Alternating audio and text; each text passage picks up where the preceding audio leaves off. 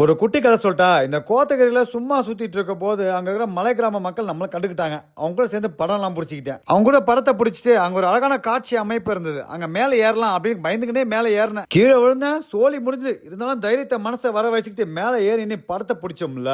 எப்படி பாக்குறதுக்கு ரொம்ப அழகா இருக்குல்ல. நான் என்ன சொன்னேன்பா, அது மட்டும் இல்லாம சிறு ஆட்டத்தையும் நாங்க போட்டோம்ல. ஆட்டத்தை போட்டு குதிச்சிடறா கைப்புள்ள அப்படின்னு குதிச்சுட்டு பக்கத்துல ஒரு ஆட்டுக்கார ஐயா இருந்த அவரை போய் சந்திச்சேன். ஆட்டு கூட்டங்களை இந்த மாதிரி அழகான கிராமங்களை மட்டும் நம்மளால பார்க்க முடியும். மாநகரங்கள்ல வழக்கமா ஆட்டு கூட்டங்களை பார்த்தா நம்ம என்ன பண்ணுவோம், அந்த குட்டி ஏதாவது தூக்கணும்னு ஆசைப்படுவோம். அந்த மாதிரி ஐயா கிட்ட கேட்டேன், ஐயா நான் அவனை தூக்கட்டுமா அப்படின்னு. தூக்கராசா அப்படின்னு. அந்த ஆட்டுக்குட்டியை தூக்கின உடனே அந்த காவல் நாய் ஆக்ரோஷமாயிருச்சு. ஆட்டை திருடி போ சூனாப்பா நான் வந்துட்டான் அப்படின்னு நினைச்சிச்சு போல. நம்மளால ஏறி ஏறி ஆட்டை பாதுகாத்துக்காக என்னமோ பண்ணிட்டு அந்த நாய். டேய் சூனாப்பானா, அந்த நாய் உன் சூளை கிடைக்கிறதுக்குள்ள அந்த ஆட்டை இறக்கி விட்டுரு அப்படியே மனசு சொன்ன உடனே டக்குன்னு இறக்கி விட்டனே. நான் ஆச்சரியப்பட்ட இன்னொரு விஷயம் இருக்குது. நம்ம ஆட்டுக்கார ஐயாவோட குரல் யார் மாத்திரமா இருந்தது, நம்ம மார்கன் ஃப்ரீமேன் மாதிரி இருந்ததுப்பா. கேக்குறீங்களா? பூச்செடி வச்சிருக்காங்க. சரிங்க ஐயா. அதை போய் வாய் வச்சிரு.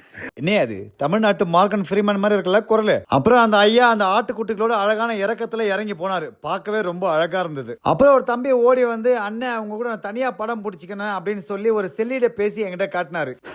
ரொம்ப அழகு இல்ல. அவர் கூட சேர்ந்து அந்த செல்லிட பேசில ஒரு புகைப்படத்தை எடுத்து அவர்கிட்ட கொடுத்துட்டு கொஞ்ச நேரம் உட்காந்து அவர் கூட கதையை பேசிட்டு நடு தெருல மல்லாக்கா படுத்துக்கிட்டு வாழ்க்கையை பத்தி வானளவை யோசிச்சுட்டு சும்மா இருந்த மரத்து கிளையை பிடிச்சு குரங்கு மாதிரி தொங்கிட்டு அங்க யாருமே இல்லாம திறந்து கிடந்த வீட்டுல சும்மா உள்ள போய் என்ன இருக்குன்னு பார்த்துட்டு வெளில வந்து மன மகிழ்ச்சியோட அஜாலாக்கா குஜாலா குஜாலாக்கா அஜாலாக்கா பாட்டுக்கு ஒரு ஆட்டத்தை போட்டு அப்படியே சில பல புகைப்படங்கள் எடுத்துக்கிட்டு அங்க உட்காந்து, என்ன பாலாஜி வாழ்க்கை இப்படியே போன எவ்வளவு நல்லா இருக்கும் அப்படின்னு யோசிச்சுட்டு அங்க பக்கத்துல இருந்த ஊர் பெரியவங்க கிட்ட போய் பேச உட்காந்தேன். முதல்ல என் முடியும் மூஞ்சியும் பார்த்தவொன்னே இவன் என்னமோ பெரம்பூர் பக்கரி மாதிரி இருக்கிறான் அப்படின்னு பார்த்து நினைத்தமா கேட்டாங்க.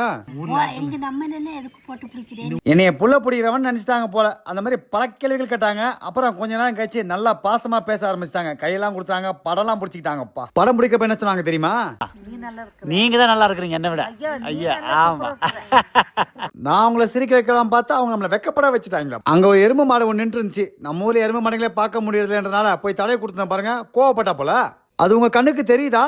அதான் இப்ப அழகான ஆண்மையில் நம்மளை பார்த்தா செதறி ஓடிடுச்சு. அன்றையோட நாளை முடிக்கிறதுக்காக கடைசியா ஒரு இடத்துல போய் வண்டியை நிறுத்தினேன். இந்த நாள் இனிய நாள் அப்படின்றதுக்கு இதை விட வேற உதாரணமே தேவையில்லை. பாட்டெல்லாம் பாட்டு போனேன். புதிய வானம் புதிய பூமி மனம் மகிழ்ச்சியில் மிதக்கிறது.